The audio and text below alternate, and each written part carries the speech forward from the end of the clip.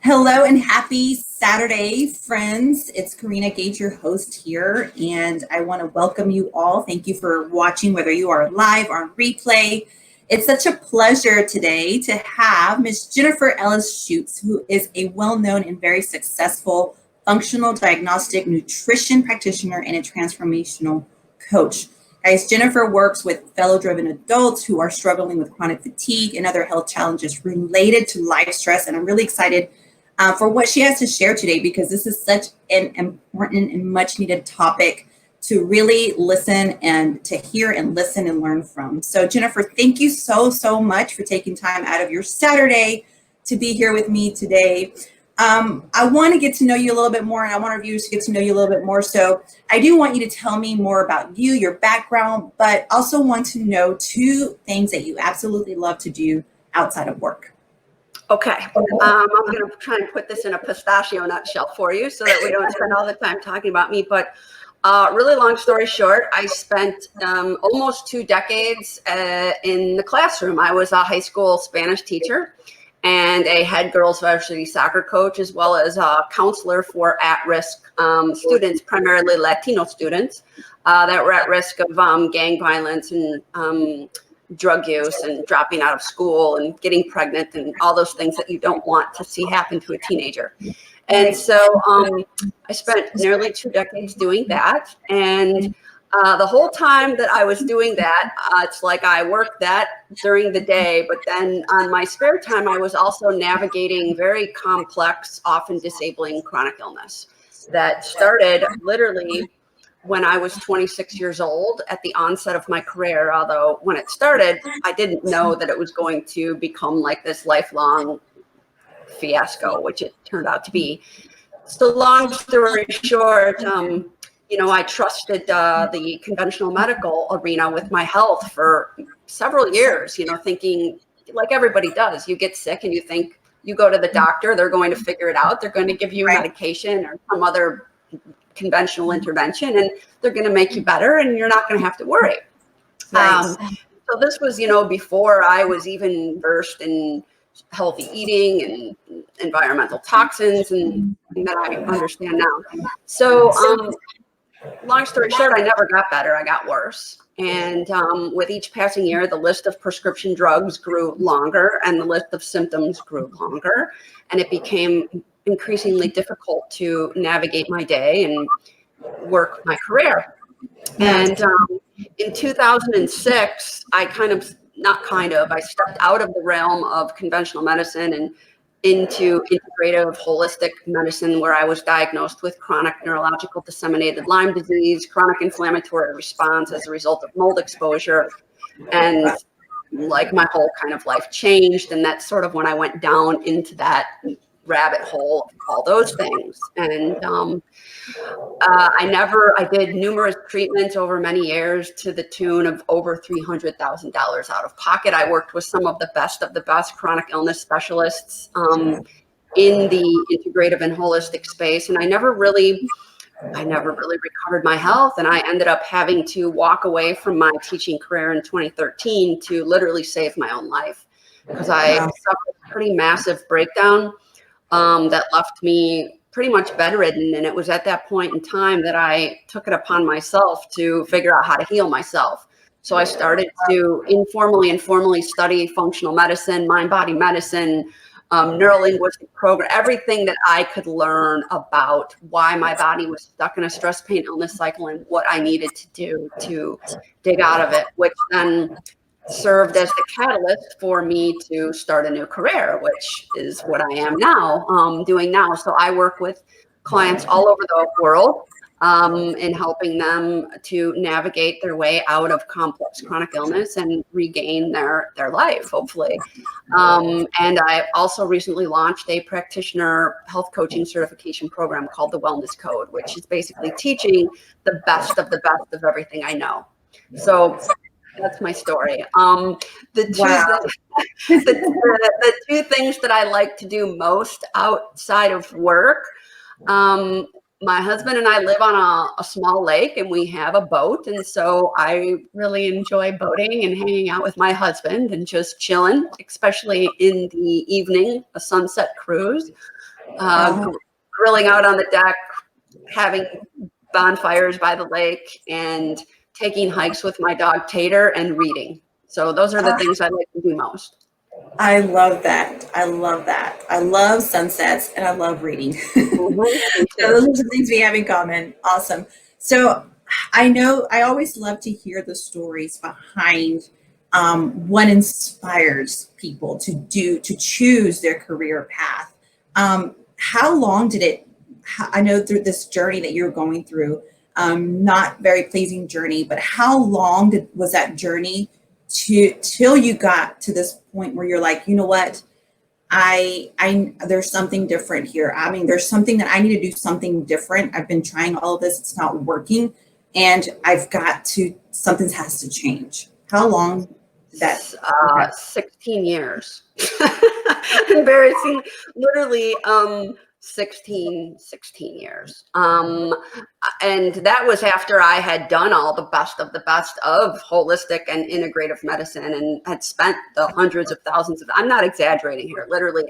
I'm a very tenacious person, and like, I would hear about a cutting edge therapy and I would go do it. That's what I would do. You know what I mean? Hyperbaric oxygen chamber, I did it.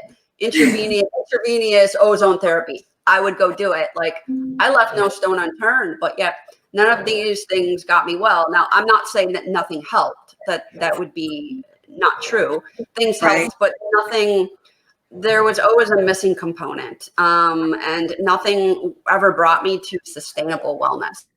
And so, 16 years to be honest. Wow. Well, I'm so glad that you're here. You're here in this better place now, and you're helping change lives as well as you go. So I want to ask, so what are some challenges now that you have chosen to take this new career path? What were some challenges that you faced and had to overcome as you began this new career path? Yeah, so lots of them. When I first began it, I was still very sick, very weak, and didn't have a lot of energy.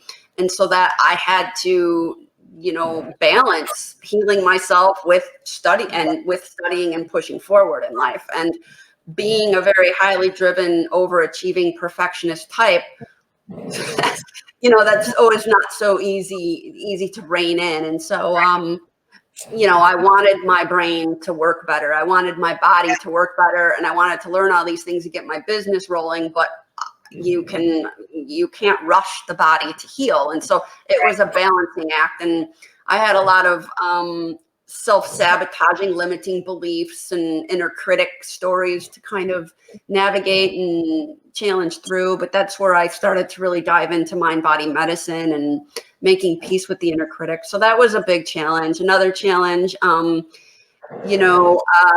what I do definitely goes against mainstream. Okay. And when you go against mainstream, people don't like it, especially you lose friends and family members get mad at you because, everybody has a vision of what they think your life should look like. Like, you are a teacher, you're supposed to retire as a teacher. You're supposed to go to the doctor and take a medication when you get sick. And I was doing everything that went against that. And so when you start to stand up for what you believe in, it's often seen as an act of defiance by society. And so you have to deal with flack, with judgment, with invalidation. And that's another hurdle. You need to, you have to be willing, you have to be very courageous and say, what's more important, speaking my truth and living my truth, or going against what everybody else thinks I should be doing, including, parents, siblings, and so forth. So that was another hurdle. Also, just building a business from the ground up. It's not easy. They don't teach you how to do this stuff in college. That's for sure, especially in the online space, so it was I had to learn everything. I had to learn how to build a website and get myself out on social media and write blog posts. And I had to learn all of that. So that was a huge undertaking. But I would say another big hurdle that I continually deal with is that, a lot of people come my way and they want my help unraveling long-standing chronic health challenges, but I still get people that want to be well in like a week, a month. They want this quick fix, and there are no quick fix magical cures out there. Okay, they don't exist. If they were out there, I think I would have found them. And so, and people, they don't like to hear that. The truth is that chronic illness is very complex and it takes time. And there's a lot of dips, more dips than peaks in the road. So it's just a constant process, educating, and supporting people. So. Yeah, that's awesome. I love how you said you had to heal yourself, right? In this journey, your challenges, you had to heal yourself. I love how you said just have more peace with your inner critic and just be courageous at chasing what you feel is right, what you feel is your dream. Because yes, you will have those people who are like, you're doing it way different, and you just need to stay in your little box, And so, yeah, definitely, I can see how that's a big challenge too that you have to overcome and just keep going. And when you say people are wanting a quick fix, well, a lot of these illnesses are not just overnight. Would you say that they take years, decades? That they often start when they're kids. Seriously, Yeah, when people exactly. just don't understand. Cancer doesn't start the day you get diagnosed. It started 2 decades ago. Okay, and so people, yeah, the healing process is the same thing as it took you years to get to where you're at in terms of your health. It's going to take some time, especially if you're going the natural route. It's going to take time, but I think timing is our friend in these kinds of cases. Wouldn't you say that? I would agree. And so, Jennifer, with all of the stress going on in the world today, all of the sickness that we're facing today, what is your advice on how people can be proactive and taking control of their health, and also boosting their immune system, or improving their immune system? What is something that they can start implementing now to be proactive? Yeah, so that's a great question. And like you had alluded to before we started this interview, we're living in unprecedented, crazy times. Okay, 5 years ago, none of us could have likely fathomed what we're facing right now with this current pandemic. And we're hearing a lot of talk about masks, vaccines. Okay, and that's all fine. However, there's no talk about what people can actually be doing to become the directors of their health, to raise their immune systems and protect themselves against stealth microbes and pathogens like COVID, because it's not going to stop at COVID. COVID is just the beginning. There's going to be another one. And we can't just keep shooting ourselves with vaccines and wear masks for the rest of our lives. We need to take a different approach. And we can't keep thinking along the lines of the germ theory. Yes, germs cause disease. However, it's an outdated model, because germs and disease takes place in a terrain that becomes conducive for it to happen. And there is no talk about the level of toxins in our society and the level of deficiencies. And so that brings me to talk. I feel that pretty much all disease can be broken down into 2 main categories: toxicities and deficiencies. And when I'm talking about toxicities, I'm talking about all the environmental toxins that people are not aware of, that they're exposed to in a day, that's making their way into their body via their skin, breathing, drinking water, and eating food. And by toxins, I'm talking about genetically modified organisms in the food supply, all the drug residue in the food supply from conventionally raised meats and conventionally grown vegetables, all the herbicides and pesticides being used on the food. And these are all invisible, innocuous toxins that people are ingesting at large rates that are decreasing the immune system. And then, we get into just even the air we're breathing. I mean, there's so many cars and automobiles, and the automobiles exhaust releases heavy metals into the air and so forth. And even the furniture people have in their house is off-gassing all sorts of toxins from flame retardants. And the water that people are drinking is loaded with chlorines and chloramines and fluorides. And people just aren't thinking about these things. But these are slowly working at reducing cellular capacity and diminishing the function of the immune system. And then even our behaviors, we're all addicted to these wonderful little contraptions that we carry around that are emitting, levels of electromagnetic frequencies. And now if you're in a 5G area, it's even, more intense, which is really wreaking havoc on the cells at the cellular level, because it's messing with the calcium voltage, the gated calcium voltage channels and so forth, and all the personal supply, all the personal care products that people are putting on their face, makeup and deodorant and soaps and sunscreens. These are all loaded with parabens and triclosans and phthalates, and I could go on and on here. And it's like, holy cow. And I'm not trying to paint a morbid picture here, okay? I'm really not. But these are things people need to be aware of, because your immune system just doesn't collapse.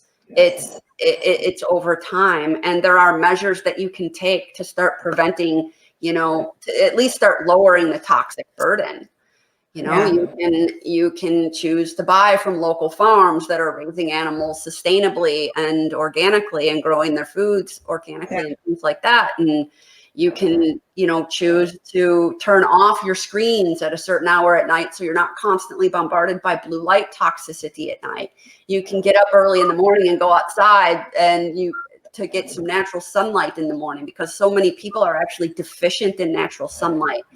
So, there's so many things people are just not thinking about. And again, this isn't a conversation about, am I for masks or against masks, or for vaccines or against vaccines? That's all fine, but we can't just focus on that, because we're not going to vaccine ourselves or mask ourselves out of poor health and poor immunity. It's not going to happen. And if it's just not going to happen. It's ludicrous thinking. Okay, go ahead, wear the masks. You know what I mean?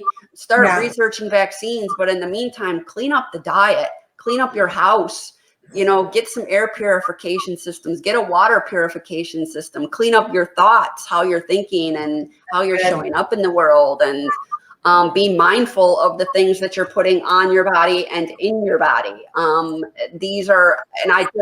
It enrages me when I hear the media and now these medical professionals talking about our current pandemic, but nobody's talking about these practical things that people should be doing to support their immune system. I agree. It's an atrocity. I'm sorry.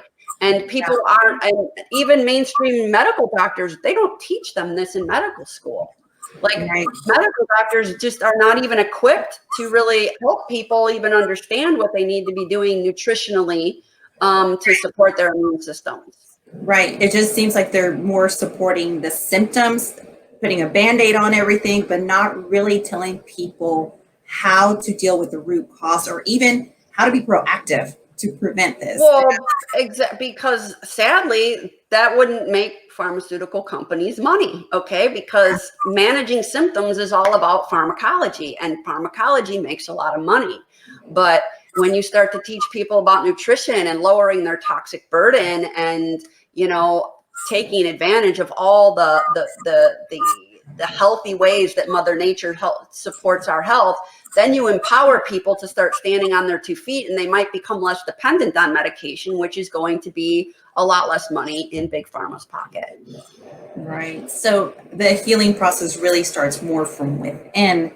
And right now, a lot of people are focusing on where can I get more health from? They're looking out. Exactly. And I mean, ultimately, the biggest shift for me in my own journey is when I realized that nobody else was responsible for my health. Nobody. Okay. Zero. Okay. Nobody. All right. I hope people watching are really get that. I mean, like, I don't, like even the doctor that did something wrong, which I had lots of them, misdiagnose me and give me drugs that caused me harm. And guess what? It still wasn't their responsibility. All right. It was my responsibility 100%. And I was either going to accept that as my responsibility and release all blame and start doing what I could to become the director of my life. Then I was going to be a victim. And I really think there's two kinds of people, those that decide to take full responsibility and those that choose to be a victim. And I was a victim for a long time. I played that card. Okay. I wanted someone to pay. I wanted someone to fix me. I wanted some external force to heal me of my disease that attacked me from the outside. Yeah. It was toxic thinking. And I had to shift and be like, no, what can I start to do? What behaviors and patterns can I shift in my life to put me more in the driver's seat, to increase my cellular energy, to increase my immune capacity. Yeah. And the more I did that, the more empowered I felt and the more efficacious I became. So would you say that would be the number one advice that you give people is number one is take full responsibility, 100%. Take it out of the victim mentality, take responsibility of your own health. Don't expect it's not even just health. It's anything in your life, anything, just health, your career, your relationships, whatever, the way you raise your children, take responsibility and don't look for other. Yes, we all need to consult with experts to help us make decisions, but ultimately it's still our responsibility.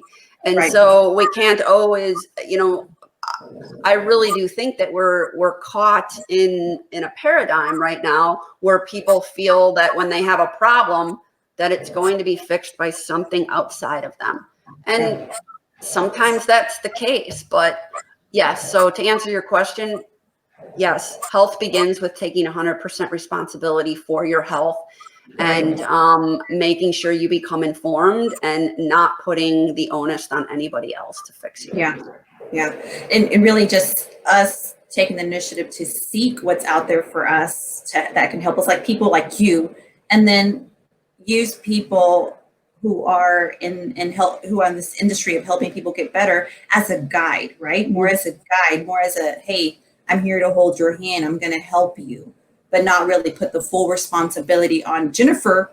Jennifer's going to heal me, which you probably will heal them, but take some responsibility ourselves to do the things that you're asking them to do, like you can't just expect to have a conversation with Jennifer and you're going to get healed in one day, right? You have to do the things that you're asking your clients to do. So before we end this interview, Jennifer, I have one more question. What would you say is the ideal environment for healing, and how can people get into that today? How can they start today? I know you probably already mentioned some of those things, but so the ideal environment for healing is, one of complete peace and rest, digest, and social engagement, which is an aspect of the autonomic nervous system. And so none of us can heal. No supplements you take, no diet intervention that you implement is going to make a dent until you become at peace in yourself and you shine a light on patterns of yourself and patterns in your life that are no longer serving you. Because otherwise, I did it for so long, I was taking all the best of the best supplements, doing all the best cutting edge interventions. However, I was engaging in very destructive habits in my life, staying up until all hours of the night, frantically researching on my internet, being bombarded by blue light, not getting enough sleep, not getting enough sunlight during in the day, engaging in all sorts of toxic thinking patterns. Woe is me, my life sucks, nothing's ever going to get better. And I was in a constant state of fight or flight as a result of that. And you can't digest your food when that happens. Your immune system can't function. And so that, it goes back to that, getting at peace in yourself and really taking a look at yourself and taking full responsibility. And then from there, really cleaning up your diet, eating to reduce inflammation, cleaning up your lifestyle, cleaning up your household, reducing toxic burden, and the list really goes on. Spending time and connecting in nature every day, getting rid of toxic relationships in your life or healing them, and so forth. I love how you said you start out with inner peace. It's so important. Inner peace and getting rid of those things that no longer serve you. I love that. That is so profound, and I love that. Well, Jennifer, I want to thank you so much for taking the time, like I said earlier, taking the time to be here. Please let our viewers know how they can connect with you. Yeah, so I have two businesses. One is my individual coaching services, which you can find at empoweredtoheal.com. And that's where I work with people one-on-one, helping them to navigate complex chronic health challenges. And then I recently launched my second business, which is Wellness Code Academy, which you can find at wellnesscodeacademy.com. And that's where you can find my health coaching practitioner certification program, the Wellness Code. Awesome. Awesome. Well, there you go. Follow Jennifer. Also, you have an Instagram page as well. I do. Wellness_code_academy. Mm-hmm. All right. And I'll type that in the notes so you guys can click and follow her. She's very inspiring, has a lot of wealth to share and value to share and give to others. So Jennifer, thanks again so much for joining me today. It was such a pleasure to get to know a little bit more about you. Thank you everyone for watching, and have a lovely weekend.